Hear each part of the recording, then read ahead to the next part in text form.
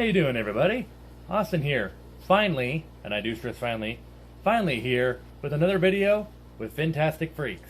So obviously it's been another hot minute, again, since I made a video. And before we get into part 3 of my tank tours here, let me give you a little rundown of what's going on here to cause a little bit of a delay here.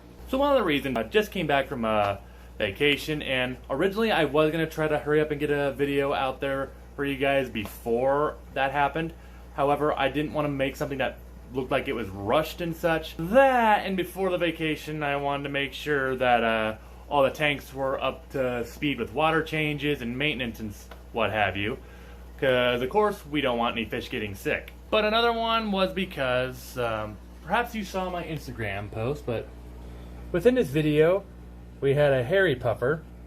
And you'll notice the keyword there I use is had, because unfortunately we lost the hairy puffer. Now obviously I really haven't announced fish is passing like this before, but I knew he was a very popular fish amongst all of you, the viewers, and something on my channel I definitely want to have is open and sincerity with you guys, and knowing that he was a popular fish amongst you, my viewers, I think I owe it enough to you to at least let you know that unfortunately he passed. Why?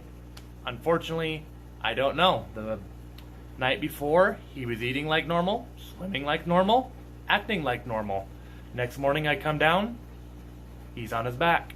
But you know, there's always something to learn from things like this, and definitely wanted to take some time to reflect on it, which is another reason why I haven't made a video in a while. I wanted to reflect to see if, you know, maybe there was something I could do better, but these things happen. But without further ado, and enough of the somber stuff, let's see some fish. So in my first 2 tank tour videos, I've showed off a lot of fish that, you know, are kind of some of my favorites.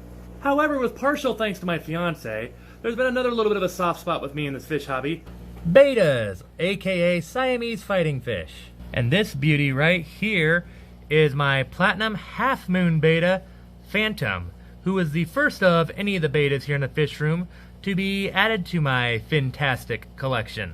Phantom, besides a couple of snails, lives by himself inside this 4-gallon column tank. Inside this I have some Rotala indica. I always forget what that plant is called, so I don't want to say what it is and then steer you wrong. Couple Java ferns in there as well. And he's lived happily inside this little column tank for just shy of 2 years now. I'm kind of surprised that he's lounging on the substrate. Usually he likes to go on one of the floating Java ferns that are up here in the leafy part of the Rotala indicas and hammock upon those. Trying something new today, hey buddy? So I have thought about maybe upgrading him to like a 10-gallon tank and maybe putting a school of 4-5 tetras with him. However, since he's been living all by himself for those 2-year spans since I've ever gotten him, I sometimes wonder if that may not be a good idea, as because he's probably used to living by himself, thus he might get overly aggressive towards any other tank mates. But then again, I could be overthinking it and it could totally turn out fine.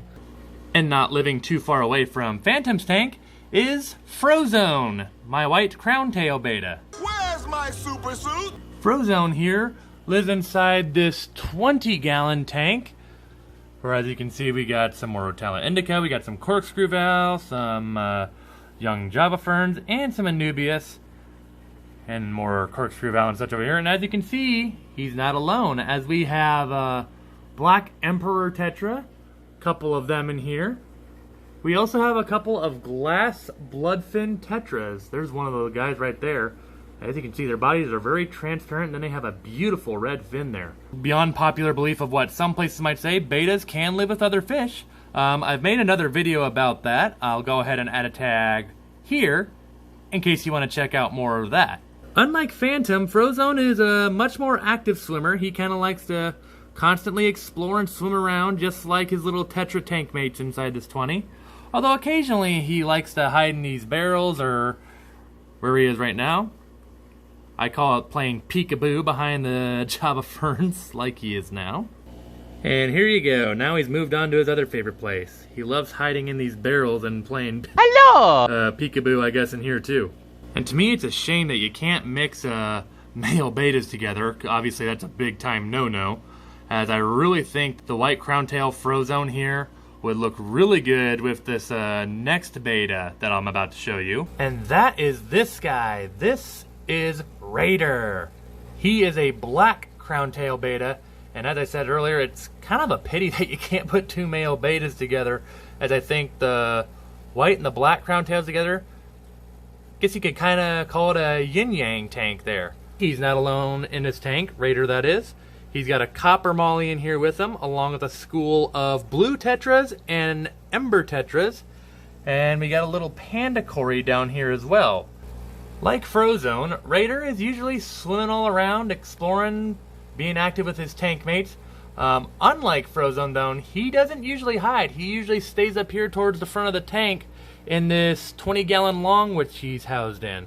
He is usually always searching for attention, especially when I come up here. He does like that little head sway dance thing.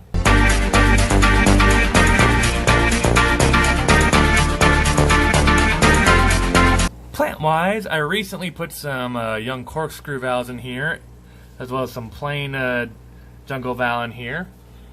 The plants that are kind of creating the little web effect, or the tangle effect maybe might be a better way to describe it.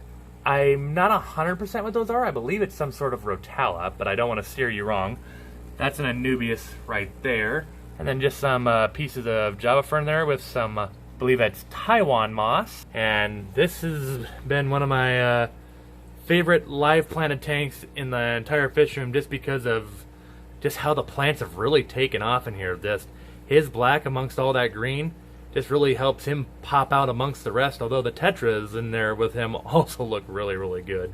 As you've probably noticed by now, tetras are my favorite fish to put with betas in a community tank, as obviously when they have like that torpedo shape, or at least that's what I call it, they're constantly swimming around, so even if the beta does get aggressive, they are more than capable of getting out of the way. Especially for ember tetras that don't get very big, they don't get any too much bigger than really a neon tetra does, so about an inch and a half at absolute most. The blue tetras, there's one right there. They can get obviously a little bit bigger because they're already bigger. They can get about the size of an emperor tetra, which is about 2.5, maybe 3 inches. Then of course there's this little copper molly right here, and he was once upon a time with other mollies. However, he used to be in that 20-gallon tank with other mollies, where Frozone and all of them are now. For some reason, I've just never had good luck keeping mollies, but he is the one lone survivor of what remains from that original group from a while back. He's done all right with everybody in here. Moving right along with this fish tour, there's one more beta tank to show you. Here it is. This is a 50-gallon corner tank in which we have a koi beta and a school of a dozen cardinal tetras. Now, wait a minute, weren't these guys in a different tank earlier? Why, yes they were. Let me show you what happened with that. So yes, the koi beta over there, as well as the cardinal tetras, used to be in this 30-gallon hex tank. But they're not. So what happened? So right before me and my fiance take off for our vacation, I wake up in the morning to a little surprise. And by surprise, I mean about 20 gallons of the 30 gallons here on my basement floor. It was that day I was extra thankful for having a concrete floor. And a drain on that concrete floor as well. So obviously with a leak in there, this tank needs to be resealed before I even begin to think about putting any fish back in there. Will I reseal it? Maybe. The problem is, especially with hex or column tanks of any sort, once they spring a leak, because the water pressure moves around in them differently compared to rectangular tanks, such as the 125 here behind me, it's very prone to leak again. That and hey, these guys get about a 20-gallon upgrade. So the koi beta, who since the move is liked to swim up by this front panel, and isn't he just a cool, beautiful looking guy?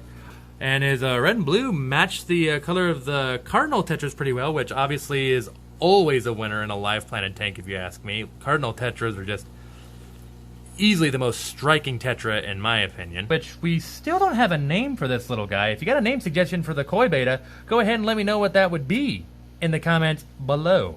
Plant wise, as you can see, we got water sprite in here, we got giant val, More Rotella indica, no surprise there, as some of you probably have already learned, that's my favorite plant. We got some corkscrew val, and I think that's a bacopa back there. Don't quote me. And then we got a large leaf water sprite, is I believe what that's called. So I'm not going to go too deep in care tips about any of the betas here, as like I said earlier in this video, I made a video to kind of help out with that. Again though, if you want to learn more about how to take care of a beta and some tips to get the most out of the guys, as well as some ideas of what you could put for other fish with them to make a community tank, go ahead and check out my beta video, which I'll see if I can put that up here again. And just on a quick little side note for the 50-gallon corner tank here though, man, that's a beautiful sight, ain't it? I want to give another thank you to Fintastic Fish in Bellevue, Nebraska for making this custom-made stand.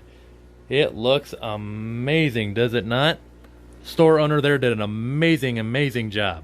With that said, ladies and gentlemen, we'll go ahead and cut off part 3 right here. Fish folk, if you like this video and the betas or the community betas, go ahead and give this video a thumbs up. If you got a favorite beta, go ahead and let me know which one it is, or maybe a favorite tetra to pair with the beta. Let me know which one your favorite is in the comments below. And if you haven't done already, or if you're new to the channel, click the subscribe button to stay in the loop with everything I do here on the channel. Plenty more to come here, regardless of how frequent it gets uploaded, which I promise I am working on trying to get more consistent uploads. I'm trying to get it to where I can at least get 1 video out per week, hopefully 2 down the road here. But I promise the consistency will get better, I promise. But to those of you that have stayed patient with me, I can't thank you enough. It means so much to have you come by and still watch my videos and see all my fish. Until the next video though, fish folk, stay fantastic.